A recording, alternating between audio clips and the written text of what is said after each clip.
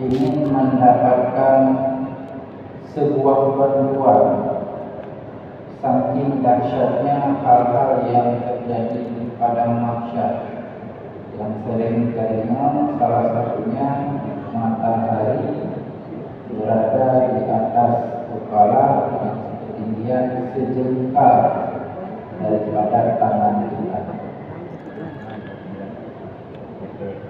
Ketika mereka berbincang-bincang, kemanakah kita meminta bantuan? Elake Allah Ta'ala gurunya kita semasa dunia, yaitu masa sekarang, kita itu tidak mau bertakwa, tidak mau mengikuti perintah Tuhan, tidak mau menjauhi larangan Tuhan. Maka hari ini adalah hukuman kita karena tidak bertakwa selama di dunia. Maka kemanakah kita harus mencari bantuan? Coba kita pergi ke Abul Bashar, bapaknya manusia, kakek buyut kita, yaitu Sayyidina Adam, Nabi Adam alaihi salam. Kedih saja. Ketika manusia berjumpa dengan Nabi Adam,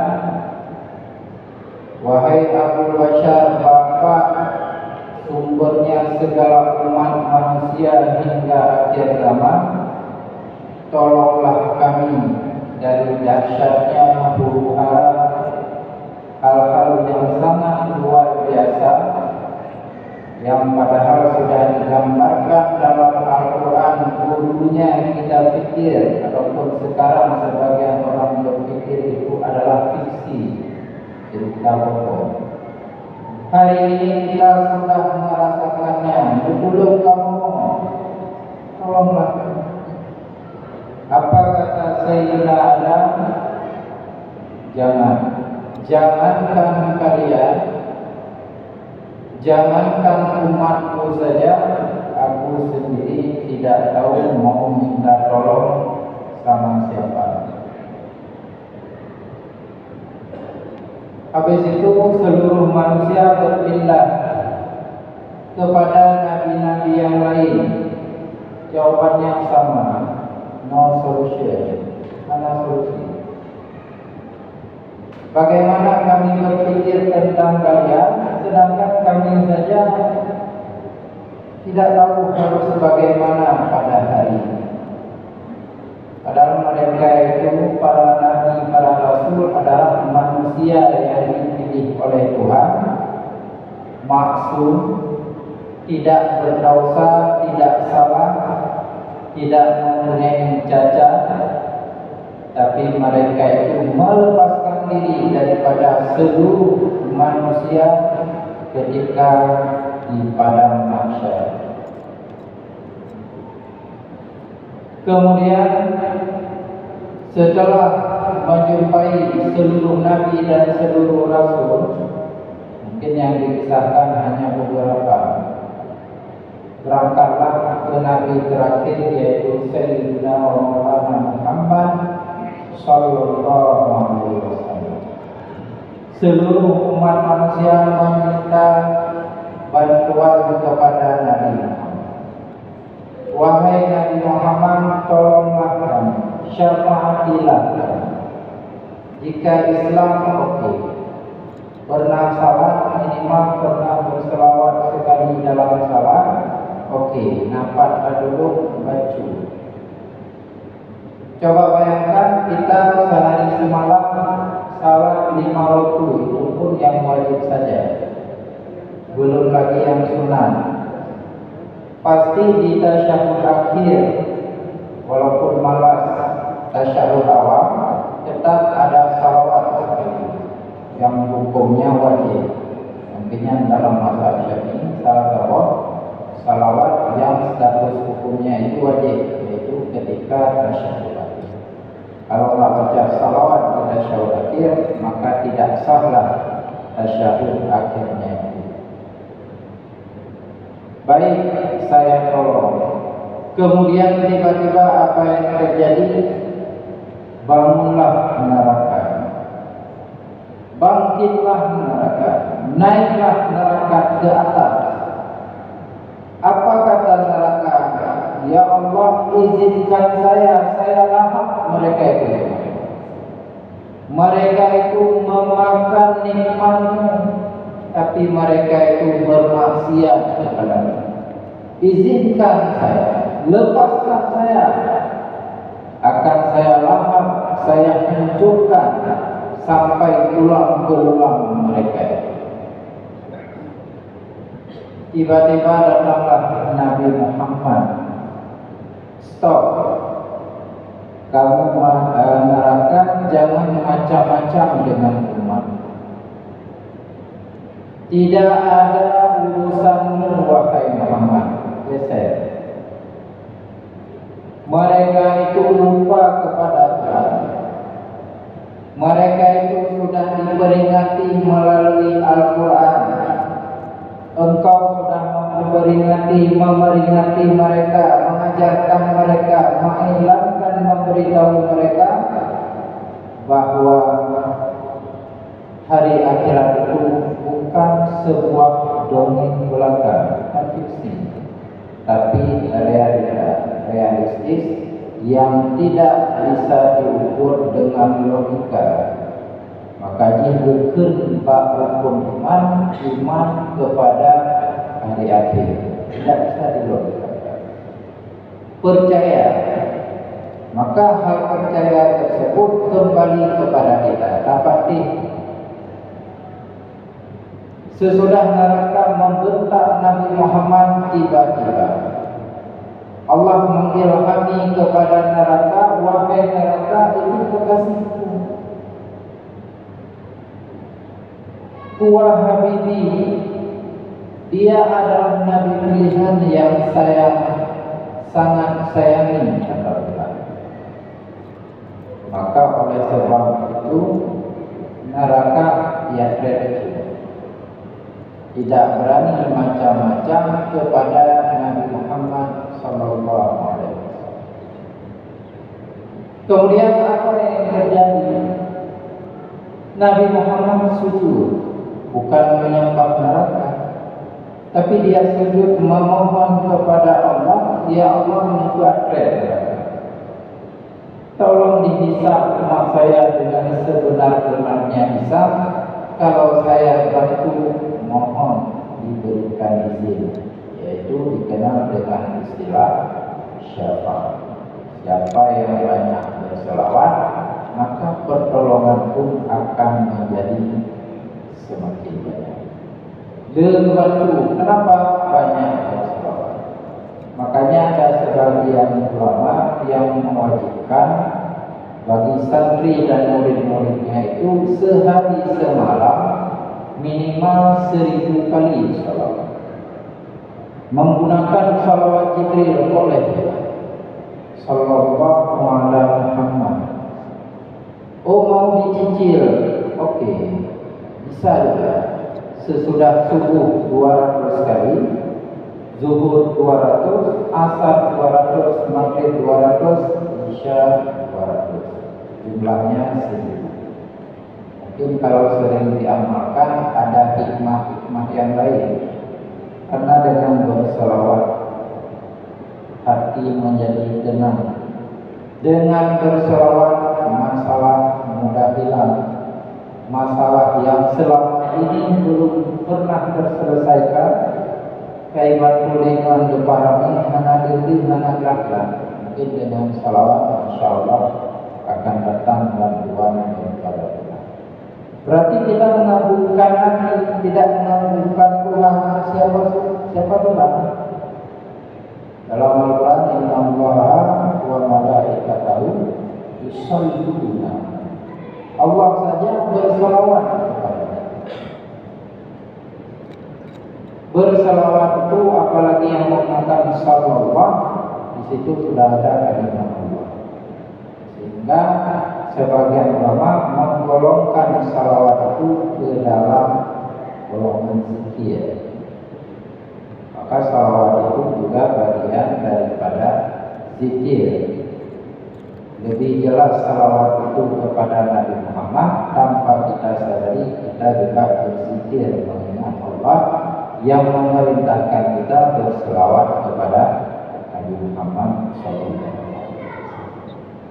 Jadi mari sama-sama kita berselawat, usahakan sehari semalam 1000 kali dan dirutinkan. Kalau dibaca lambat, dipercepat ya. Asal huruf dan kalimatnya itu jelas, kita cukup.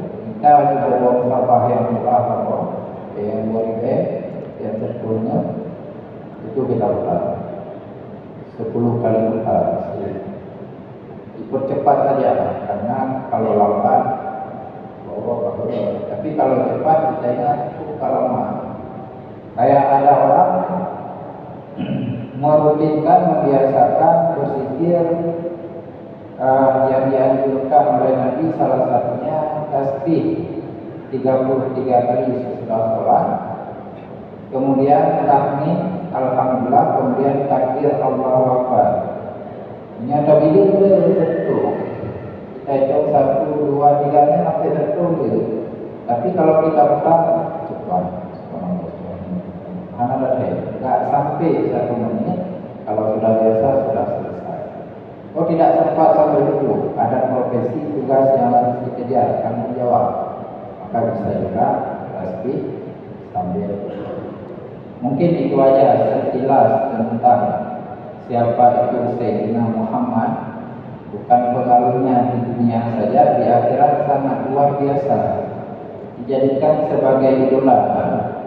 Coba bayangkan untuk Cristiano Ronaldo yang udah anak dunia dari mana, dari gunung mana turun semua ingin melihat Cristiano Ronaldo. Itu bayangannya bagaimana posisi Nabi Muhammad di hari akhirat. Jadi akhir semua mata Islam maupun kafir tertuju pada Sayyidina Muhammad untuk meminta bantuan. Hadir bantu mundur, tentunya yang Islam dan yang kemudian kita lanjut. Panjang sedikit saya jelaskan. Sekarang kita lanjut pembahasan kemarin. Kemarin itu ada wasiat Rasulullah kepada Muaz. Muaz itu meminta kepada Rasulullah, tolong berilah wasiat kepada. Kita biasanya kalau jumpa guru minta wasiat, minta nasihat. Jumpa orang tua begitu juga, ngulu ciron, nasihat lo, ngebimbing lo, pernah lo. Jadi apa wasiat ataupun nasihat Rasulullah kepada Muaz? Beberapa kemarin sudah kita bahas. Sekarang waluzumil iman. Rasulullah berwasiat kepada Muaz, luzum iman, lestarikan, tetaplah konsisten dalam beriman, percaya kepada Allah. Jangan kepada Allah saja kita percaya bahwa Allah itu ada, tapi percayalah tentang perintah Allah. Percayalah kepada selain Allah itu adalah ciptaan. Wattafaqu fil Quran, memahami Quran, mentadabburi Quran. Hari ini kebanyakan kita itu kadang bisa menghafal, bisa membaca tanpa paham makna dan maksud daripada Al-Quran itu sendiri. Jadi seperti dalam sembahyang itu juga diperintahkan untuk tadabbur, bukan tadabbur bacaan lafaznya, tapi tadabbur bacaan makna yang terkandung ataupun maksud yang terkandung dalam apa saja yang kita baca dalam sembahyang. Apakah itu ayat, apakah itu doa, ataukah itu salat. Wa hubbil akhirah. Wasiat Rasulullah kepada Muaz, cintalah engkau kepada akhirat. Yang dilarang itu apa? Cinta kepada dunia, bukan berdunia. Kita ini posisinya dalam dunia. Aktivitas yang kita kerjakan itu dunia. Dianggap dunia karena tidak ada kaitannya dengan akhirat.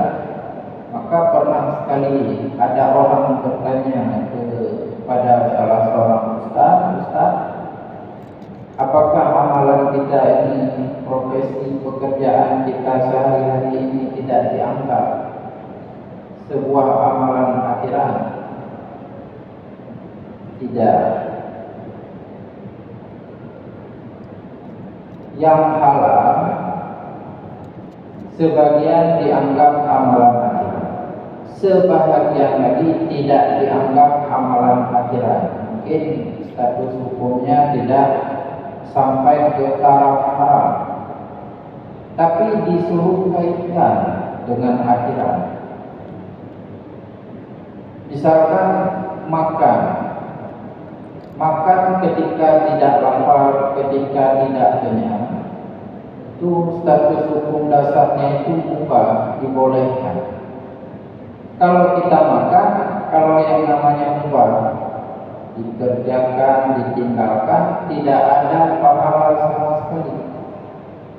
Artinya perbuatan kita itu tidak ada hubungannya dengan akhirat. Maka kata Ustaz tadi, termasuk guru saya, kaitkan dengan akhirat. Bagaimana caranya? Salah satunya niatkan ketika kita makan tadi, supaya kita punya kekuatan untuk melakukan ibadah. Itu cara mengkaitkannya supaya kita ada nilai akhiratnya. Kalau enggak ada. Hubbud dunya ra'su kulli khatir. Cinta kepada dunia, hal-hal yang tidak ada manfaatnya untuk akhirat itu adalah punca daripada setiap kesalahan, setiap dosa, setiap maksiat. Banyak orang yang memperebutkan dunia, artinya mereka itu cinta. Sesuatu yang diperebutkan tidak akan direlakan untuk dimiliki oleh orang lain. Untuk saya, barang satu, akuah satu. Tapi diperebutkan oleh banyak orang. Maka apa yang terjadi ketika hal ini diperebutkan? Maka akan ada orang yang berkata-kata kasar.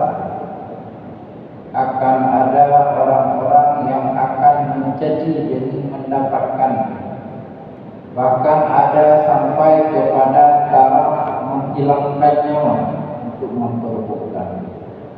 Makanya hubbud dunya, cinta dalam hati kepada dunia itu adalah asal-masal ataupun puncak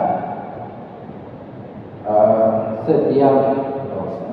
Di sini diperintahkan ataupun wasiat Rasulullah kepada Mas, hubbul akhirat, cinta akhirat itu akan mewariskan khasyat kepada. Makanya kita dengar ketika sahabat itu, beberapa orang sahabat terbunuh dalam salatnya. Kenapa sampai terbunuh dalam salat? Apakah para sahabat itu hanya muda? Tidak bisa silat, tidak bisa kungfu, tidak bisa ilmu pedang? Bisa. Bahkan pada kalau dengan sahabat mati-mati, pada juga ikut perang. Kita baca sejarah 10 kali mengikuti peperangan, beliau masih kita ragu beliau mudah mati, mudah diserang. Tapi sempat-sempatnya sebagian sahabat itu, baca kembali sejarah, ada yang meninggal ketika sholat. Kenapa? Karena mereka khusyuk. Arti khusyuk apa? Mereka tetapkan anggota badannya, mereka tenangkan hatinya, mereka bayangkan seolah-olah di depan surga, di belakang neraka. Malaikat maut di samping, Tuhan memerhatikan mereka dalam setiap gerakan yang mereka lakukan. Seolah-olah dia itu berada di depan seorang raja, pemilik semesta. Coba bayangkan, ada orang yang sangat kita segani, kita takuti, tajam ketiganya depan, siaga, tanpa goyang sedikit. Siapa yang paling kita takuti? Misalkan orang tua kita itu sifatnya itu keras, apalagi seninya umah, ya. Kalau dipanggil kita, nak, sini mbak, langsung tepat, tidak ada goyang sedikit.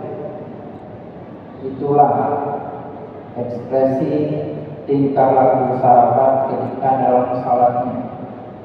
Kenapa mereka sangat khusyuk membayangkan seolah-olah dia berada di depan Tuhan dan akan diadili?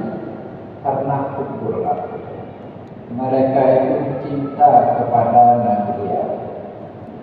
Jadi mereka itu tidak membayangkan hal-hal yang ikap pejamong, ditusuk, tidak sadar. Kapan sadar? Habis salam, assalamualaikum warahmatullahi. Mengetok itu beliau. Sebelumnya tidak sadar. Karena fokusnya itu hilang. Mereka cuma bayangkan ini di depan pemilik semesta, pencipta segala makhluk selain darinya. Ada lain lagi sahabat itu yang ketika salatnya itu ada orang yang terlambat datang mencium bau hangus, bau gosok, nyosor ke apa? Nyokabeyana, dari mana dasarnya? Dari mana sumber? Maksa di dalam masjid itu ada bau hangus. Ternyata ketika dicari jaminan panen alam dulu. Apabila ternyata ada orang sahabat sedang salat, bercucuran air matanya, bau hangusnya itu keluar dari jantungnya, saking takutnya pada Tuhan. Man model-model lagi, dari pohon mereka itu tidak sadar. Kenapa mereka itu fokus dengan Tuhan, tidak fokus kepada selain ibadah. Kemudian waqaful junah, tawazun, mungkin ini sudah kemarin. Wa anhaka antasubba alim, janganlah engkau mencaci maki. Ini yang tadi apa? Wasiat Rasulullah kepadamu. Jangan pernah engkau mencaci maki hadis. Dan si hadisnya jangan pernah engkau caci maki, jangan engkau temenah dia. Orang bilang bukan pernah. Jangan engkau terkat. Jangan engkau caci maki, omong yang bukan kepada dia. Siapa itu hadis? Mereka itu yang tidak lekas marah, uring-uring yang hana bagar ini. Mereka itu yang sangat sabar. Jangan dicaci, jangan ngomong kasar. Boleh jadi dia itu adalah salah satu daripada wali. Kalau buat marah wali Allah, maka dijelaskan dalam hadis, maka dia telah mengajak orang dengan kepada Allah. Siapapun yang bermusuhan dengan waliku, maka sesungguhnya dia telah mengajak orang. Jadi yang kepada wali Allah, orang yang akan perang dengan siapa menang, dan tentu kalah. Karena saya cerita kemarin, kita itu tidak melahirkan kita sendiri, tidak menciptakan kita, tidak menciptakan kita. Oh ya lawan kita. Kali itu bahwa mereka yang menentang dengan Tuhan, pertanyaannya satu, kemanakah mereka mereka itu sekarang. Itu sudah baca tentang ada yang berani mengaku dirinya sebagai Tuhan. Cuma dia. Ada yang berani ajak mukrab dengan Tuhan. Makanya salah satu hikmah kenapa Allah tidak menzahirkan, tidak menampakkan dirinya. Coba bayangkan para nabi, utusan Allah, wakil Allah, meskipun Allah tidak butuh wakil. Siapa yang cerita nabi yang masuk ke dalam pohon kemudian disensor? Nabi Isa, sebagian umat masa itu mengatakan Nabi Isa itu Tuhan, bukan menuhankan. Mereka itu menganggap Nabi Isa itu luar biasa karena pada masa Nabi Isa itu banyak lahir tapi dokter-dokter yang cukup rendah. Menurut riwayat cerita yang hanya kebuat 20 mati membuta. Selain itu semua ada. Itu masa Nabi. Makanya Nabi Isa diberi mukjizat dua yang tak bisa itu. Nabi Isa dengan izin atas izin Allah bisa membuka kembali cahaya mata yang telah hilang. Kurang buta aja boleh. Nabi Isa dengan atas izin Allah juga bisa menghidupkan orang. Itu maknanya mukjizat, untuk melemahkan mereka itu yang menentang ketuhanan Allah. Sampai-sampai sebagian umat masa itu mungkin Nabi Isa ini adalah Tuhan. Diklaim Tuhan, tidak terbukti Tuhan. Ini Abdullah Nabi Isa. Saya ini hamba Allah ciptaan. Ada yang mengklaim Tuhan. Meskipun Nabi Isa itu diangkat ke langit, yang dia ketua, yang punya hebat Nabi Isa diganti rupanya dengan rupa Nabi Isa. Kalau tidak salah namanya Yudas Iskariot. Orang yang diklaim Tuhan itu dengan bahaya, karena mereka itu terlalu mengandalkan logika, maka terjadilah hal-hal yang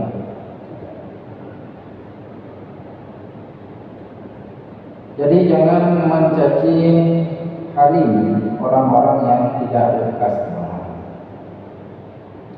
Kesabarannya itu boleh jadi jika dipandang oleh Tuhan dia orang yang sabar, walau ini hanya berapa akhirnya kita caci dia, kita orang ini, kita orang itu. Habis itu apa yang terjadi? Dia senyum, marah. Jadi marah itu tidak bisa dihilangkan, yang bisa dilawan. Tidak ada orang yang menghilangkan marah. Bisa ada orang yang bilang dia tidak pernah marah. Saya sudah pernah lihat. Dipegang loh, dia ngomong, dia klaim dari dia sendiri dia itu tidak marah. Tapi pernah juga saya lihat dia marah. Marah itu tetap ada dalam jiwa kita. Mendidihnya darah dirasuki oleh setan bercampur dengan darah sehingga mendidih. Ini yang tak berani memutang. Tidak bisa dihilangkan, dilawan. Maka orang tadi yang dicaci itu dia diam aja melawan begini.